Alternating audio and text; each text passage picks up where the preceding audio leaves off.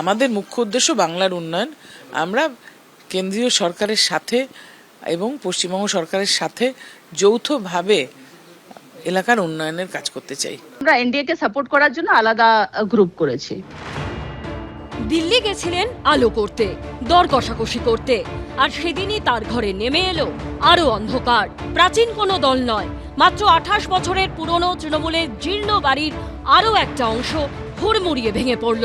আর দিল্লিতে বসে অসহায়ভাবে তা দেখলেন মমতা বন্দ্যোপাধ্যায়। মানুষের কাজ করব বলে এসেছি, মানুষের কাজ করতে পারছি না দেখে আমরা সবাই আলাদা বসার সিদ্ধান্ত নিয়েছি। এনডিএর সঙ্গে কাজ করবেন? দেখুন, কেন্দ্রীয় যে সরকার আছে তারা ইতিমধ্যে এই গত 3 দিনে 1 লক্ষ কোটি টাকা রেলের বাজেট, রেলের খাতে পশ্চিমবাংলাকে দিয়েছে এবং উন্নয়নমূলক কাজকর্ম ইতিমধ্যেই যে নতুন সরকার পশ্চিমবাংলায় এসে তারা করছে আমরা দেখতে পাচ্ছি। আমরা সেই উন্নয়নে সামিল হতে চাই।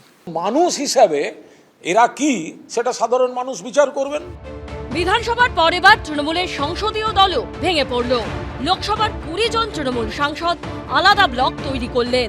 সরাসরি ঘোষণা করলেন বিজেপি নেতৃত্বাধীন এনডিএ কে সমর্থন করবেন তারা।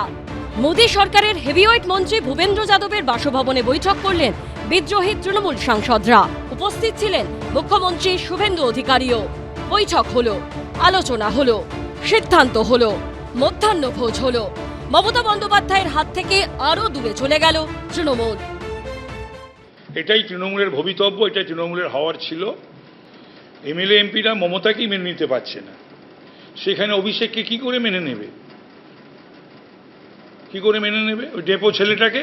সে নাকি লিডার পার্লামেন্টের। লোকসভায় ভাঙনের দিনে তৃণমূলের রাজ্যসভার সাংসদ পদ থেকে ইস্তফা দিলেন সুখেন্দু শেখর রায়ও। দলও ছেড়ে দিলেন তিনি। বিধানসভাতে যা ঘটেছে তার প্রতিক্রিয়া লোকসভা বা রাজ্যসভাতে যে ঘটবে না, এটা কখনো হয় নাকি? সূত্রের খবর, মঙ্গলবার ইস্তফা দিতে পারেন তৃণমূলের রাজ্যসভার আরেক সাংসদ কোয়েল মল্লিকও। দিল্লিতে যখন তৃণমূলে ধস, সেদিনই কলকাতায় নাটকীয় মোড়। জল্পনা বাড়িয়ে মমতা বন্দ্যোপাধ্যায়ের অন্যতম আস্থাভাজন ফিরহাদ হাকিমকে নিয়ে বহিষ্কৃত তৃণমূল বিধায়ক বিরোধী দলনেতা ঋতব্রত বন্দ্যোপাধ্যায়ের ঘরে গেলেন সন্দীপন সাহা। এই ইচ্ছা সংক্রমিত হচ্ছে, স্বাভাবিকভাবে আমার ধারণা এই সংখ্যা বাড়বে। এরই মধ্যে 3 জেলায় একদিনে ভেঙে গেল তৃণমূলের আরো 3 পুরসভা, উত্তর দমদম, সাঁইথিয়া ও মেমারি। বিধানসভা থেকে লোকসভা, কর্পোরেশন থেকে পুরসভা, একে একে ধসে যাচ্ছে সবকিছু। দেখছেন মমতা বন্দ্যোপাধ্যায়। কৃষ্ণেন্দু অধিকারী, বিজেন্দ্র সিংহ ও Shibashis মৌলিকের report, ABP Ananda.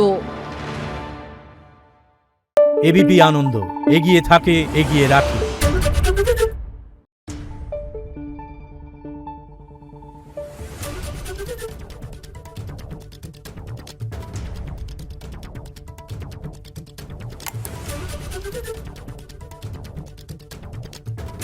Thank you.